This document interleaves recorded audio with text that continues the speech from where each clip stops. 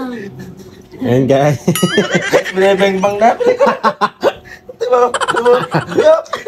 Pagkili ka pa mukha din mo. Paano ko lang?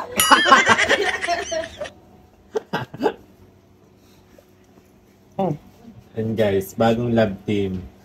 Lagi kong nakatulad sa ako. Buntis po si Kulot bago mag-umaga, dalawa po ang nakasalise. Ako po ang isa. Liko?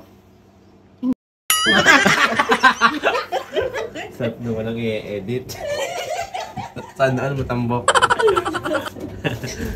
May ipod naman yun eh. Ano? Ikaw naman. Yoko? Parang Matabugin si ate.